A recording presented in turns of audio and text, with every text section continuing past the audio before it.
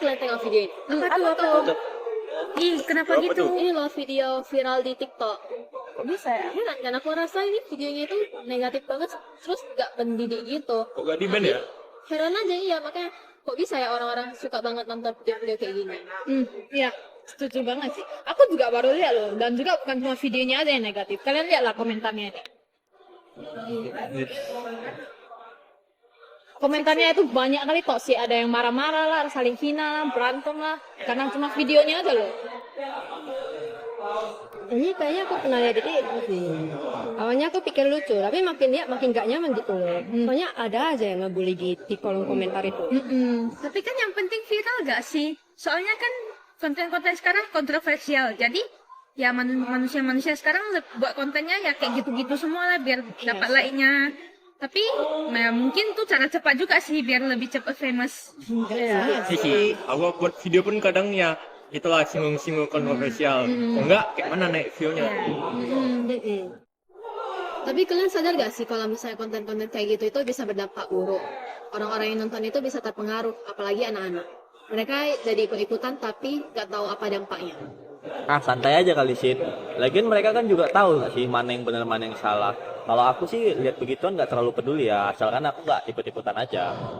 Nggak gampang itu sih Bu. Aku jadi influencer kecil aja kadang sering di DM orang gitu ditanyain soal konten-konten yang kayak gitu, karena kayak orang-orang tuh selalu percaya gitu loh tentang informasi-informasi yang viral-viral ini kan. Padahal tuh ini serius sih.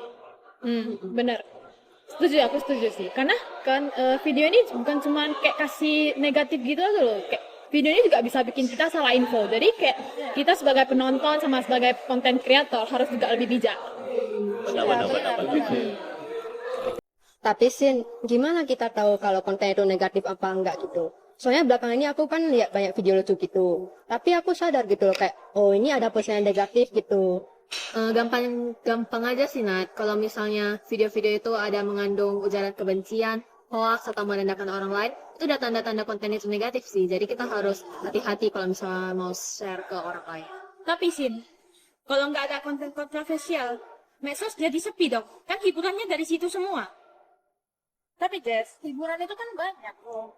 Jadi kayak kenapa kita nggak bikin konten yang lebih mendidik dan lebih menginspirasi gitu. Kayak followersku aja banyak gitu loh yang jadi terinspirasi karena aku sering bikin konten ke wilayah-wilayah wisata yang mungkin seperti alam, pegunungan, laut gitu kan, jadinya orang-orang tertarik gitu.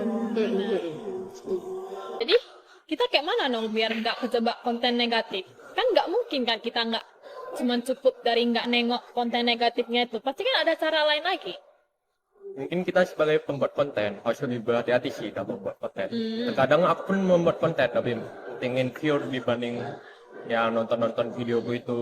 Itu bagus sih Fer, kita harus mulai nyaring apa yang kita konsumsi di media sosial. Kalau misalnya ketemu konten negatif itu jangan di like, terus jangan di share. Itu sih cara kita ngelawan penyebarannya. Ada yang share host, kita bisa langsung klarifikasi ya, jangan sampai malah ikut nyebar gitu loh.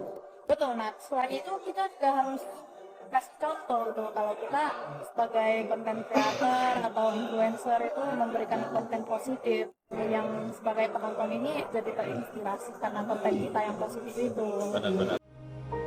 Oke deh, kalian semua benar. Mungkin aku sih yang harus peduli sama konten-konten kayak gitu, bukan aku yang malah nggak ngikutin ya. Kalau semua orang mikir kayak aku deh nggak peduli sama konten kayak gitu, ya konten kayak gitu bakal terus ada kan karena nggak ada yang bilang jadinya. Iya udah, aku bakal lebih selektif juga sih, tapi yang nggak gampang juga loh. Godaan views itu berat. Benar. Aku setuju sih. Tapi kalau semua konten mulai berubah, pasti pelan-pelan semua bisa. Yang penting kita itu harus mulai dari diri kita sendiri. Bijak dalam bermedia sosial itu udah jadi tanggung jawab kita semua. Ingat, kita harus memerhatikan apa yang kita tonton, apa yang kita bagikan, terus apa yang kita buat ke media sosial. Karena itu semua itu berdampak ke orang lain juga. Waspadai konten negatif. Jadilah Pengguna media sosial yang bijak. Yeay.